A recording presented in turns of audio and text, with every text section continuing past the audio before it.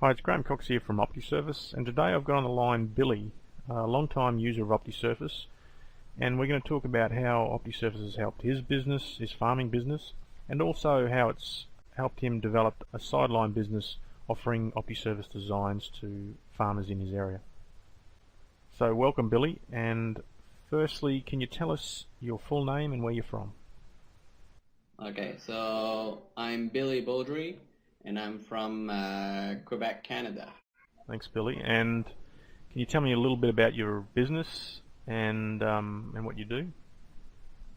Yeah, we're farming 630 hectares, mostly in corn, soybeans, a little bit of cereal crop. Okay. And you've been doing offering some design services with OptiSurface in your local area as well? Yeah. Well, I started making designs for myself, and then we just realized that a lot of guys they were looking for that service. So I slowly started offering this up, and it grew up quite quick, I guess, because people they really liked the way OptiSurface could make the design for them instead of working like a laser. Okay, great. So what water management problems did you have before you found OptiSurface, or earth moving problems did you have? Well, mainly in Quebec, the rainfall amount is pretty high. In some areas, we have some fields that they really don't absorb the moisture well, so it's very important to have a good grade, good leveling of our field, so the surface water goes out quickly.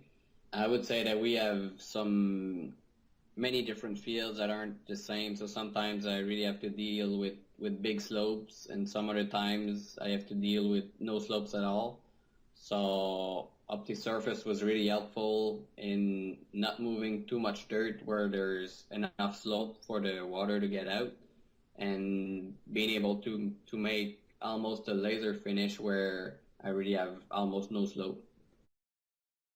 So what concerns did you have after you found OptiSurface, if any? At the beginning, when we started working with OptiSurface with the first version, the biggest problem was to be able to reduce the max change enough where the slopes were really low. But now with the newer version, it's really a lot more powerful, and that helped a lot. For making the design, it works pretty good, and we're able to do pretty much what we want. I would say maybe just smaller things. Like now we work a lot of in doing just some zones that the earthwork just balancing it. So it's easier. We do small zones, and the farmer just find it easier just to make sure the height of their blade is good. You just level one zone at a time. And if we get got by a rain too, it's just easier to restart. Now we just see all the zones in the display, so it'd be nice to maybe have a way to tell up the surface which zones we want to show in the display and which one we don't want to see, but it's just small things. Okay, so what most impressed you when you started working with OptiSurface? It's really being able to follow the ground when there's enough slope and you don't have to grade everything up. It's really what makes the whole difference, because we're moving a lot less dirt when we don't have to, and it's a lot faster to do the design too. I was working with multiplane before, and it was so labor intensive, and mainly when you had there are many big slopes there, it was so long compared to OptiSurface, and it was always a problem trying to match every zone, so there's not a gap in between them in height. So now it's a lot easier and faster. So yeah, OptiSurface can basically follow the natural topography as close as possible, but still get the drainage results that you want, and it calculates it very quickly. Okay, so what are the outcomes and benefits that were most valuable to you from using OptiSurface as a farmer, say? Yeah, well, I guess we don't have much topsoil in here, so we're working in most places with maybe 4, 6, sometimes 8 inches of topsoil. So we don't want to take all that out. Like when we're leveling, we want to keep the most possible on top. So by moving less dirt, like it makes a big difference. We see it at the beginning when we were land leveling. The first years after that, it would take 1, 2, 3 years after land leveling that before the soil balances and that we could see really the greatest potential. Now the year after, it's a lot better. Like all the water is off the field, and at the same time we didn't move too much dirt, so our topsoil is still there. Like we just see the benefits, so it's great. So from a farming point of view, you see the water drains nicely off the field, and you didn't have to do much earthworks to achieve that, basically.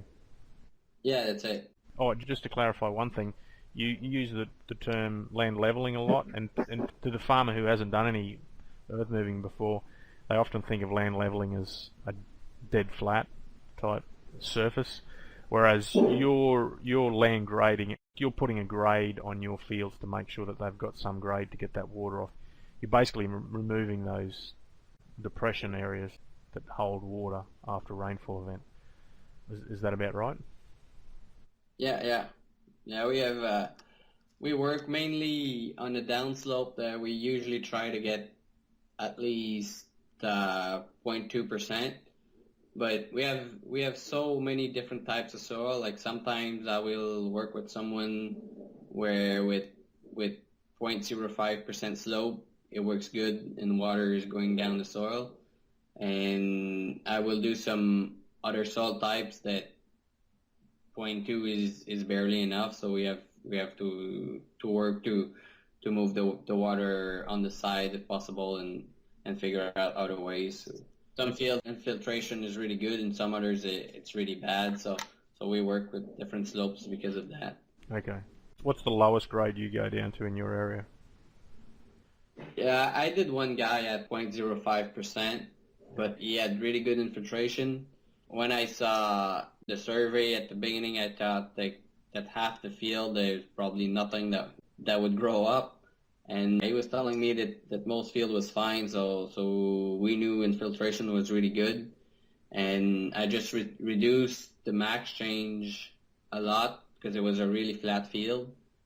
And it did a great job. We just make the correction and it didn't even move too much dirt. And the guy is real happy. So, okay. Yeah. So you generally aim for 0.1%, do you? Minimum slope? Well, usually if I try to get my 0.2% downslope. If I don't have it on the downslope, I try to have at least 0.4 on the cross slope. That's mainly how I do it. If it's really not possible, it's hard to create slopes at the same time because you end up moving too much dirt. So we just see if we can work with other strategies to get the water out. Yeah, okay. So yeah, that's 0.2, maybe up to 0.4. That's percent. That's pretty high. Yeah, we're usually operating down around the 0.05, 0.1%. But we're generally operating in drier environments than you. That's good to know. Okay, last question. How can we improve our service to you? I said a bit about it earlier. I think it's now like the basic is working good and it's doing the job. I think it's just a bit of fine tuning, just listening to customers and that have other good ideas and moving up with this. Like there has been I find like from the version like when I started working with 1.4.4 I guess, and compared to what I use now, like it's a lot better and it works really good. Like now, as far as making a better design, like I really think we're doing the max efficiency that we can without losing our slopes. So no, it's doing the job. Okay, excellent. And just, I forgot to ask you earlier on, but how many acres do you think you've designed over the last couple of years? I started I'm probably close to, I would say, 4 or 5 thousand acres. Okay, excellent. Well, that's great. We appreciate you being a client of OptiSurface, and yeah, we look forward to continuing that relationship and supporting you with OptiSurface going forward. So thanks again, Billy, and I look forward to continue to work with you. Good, thank you.